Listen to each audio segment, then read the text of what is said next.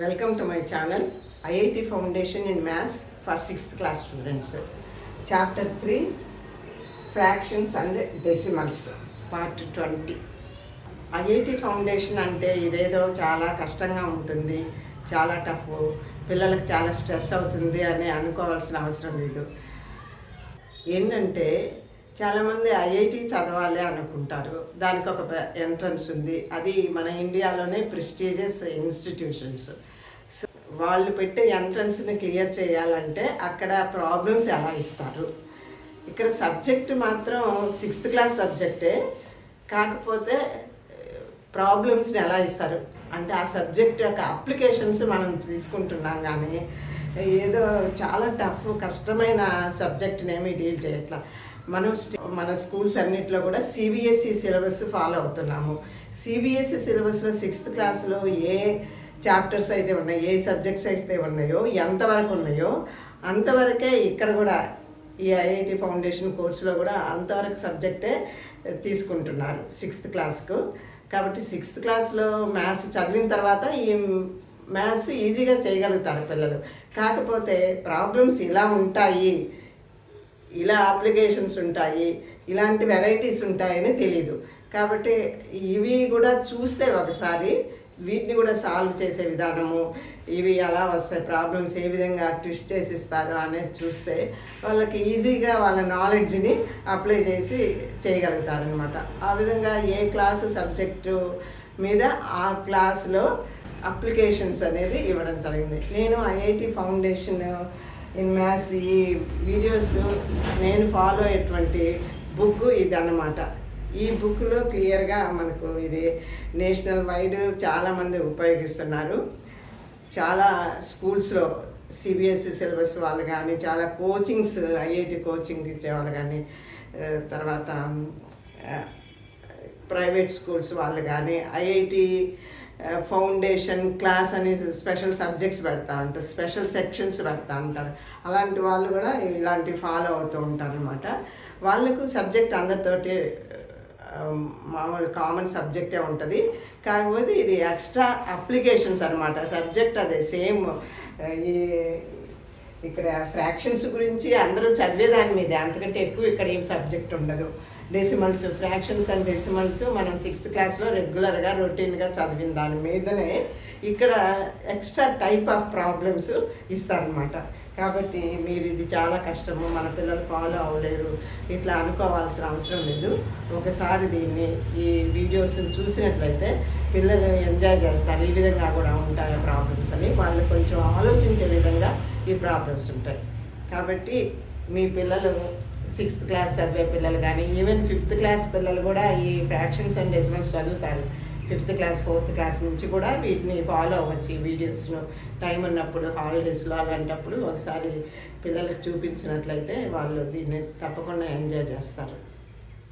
దీంట్లో కూడా ఎక్సర్సైజ్లో first subject గురించి చాలా బ్రీఫ్గా 2-3 వీడియోస్లో చెప్పాను. తర్వాత ఎక్సర్సైజ్లో టెస్ట్ యువర్ కాన్సెప్ట్ అని, షార్ట్ ఆన్సర్ క్వశ్చన్స్ అని, వెరీ షార్ట్ ఆన్సర్ క్వశ్చన్స్ అని, అందులోనూ multiple choice questions, fill in the blanks, అలాంటివన్నీ అన్ని వెరైటీస్ ఉంటాయి. ఇప్పుడు లాస్ట్లో మనం కాన్సెప్ట్ అప్లికేషన్ అనే వెరైటీ చూస్తున్నాము. దీంట్లో బ్రీఫ్గా కొన్ని ప్రాబ్లమ్స్, ఒక 5-6 ప్రాబ్లమ్స్ ఇచ్చారు. దీని తర్వాత టెస్ట్ కూడా ఇచ్చారనమాట. మొత్తం చాప్టర్ మీద టెస్ట్ ఇచ్చారు, ఒక 15 ప్రాబ్లమ్స్. అవి ఒక 2 వీడియోస్లో చెప్తాను. ఆ టెస్ట్ మీరు కూడా తీసుకోవచ్చు, ఆన్సర్స్ చూడకుండా ఆ ప్రాబ్లం మాత్రం చూసి టెస్ట్ చూసి మీకు ఎన్ని మార్క్స్ వచ్చింది కూడా టెస్ట్ చేసుకోవచ్చు అనమాట. ఓకే, ఇప్పుడు ప్రాబ్లంలోకి వెళ్దాము. Mister perfect earns 54,000 per month. He spends 2/5 of his earnings on house rent, 4/9 of his earnings on other household items, and saves the remaining. What fraction of amount is savings in his earnings? So he earns 54,000 and he spends 2/15 on 54,000 for house rent. So for house rent he spends 54,000 into 2/15 and 4/9 of his earnings on other household items. 4/9 of his earnings. That is 54,000 into 4 nines. He spends on other household items. So he saves the remaining. So total amount he spends is equal to 54,000 into 2 by 15 plus 54,000 into 4 by 19. That is 54,000 into 2 by 15 minus 4 by 19 plus total spending. The amount he spends totally. So the remaining is his savings. Therefore savings is equal to total earnings minus total amount he spends on different items. 54,000 into 2 by 15 into 4 by 19. So this is equal to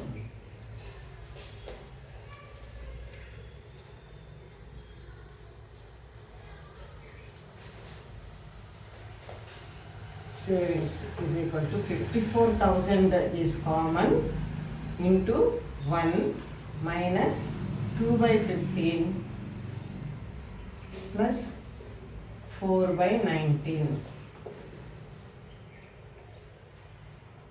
That is equal to 54,000 into 1 minus, we will add LCM for 15 and 9 is 3 5s 3 3s.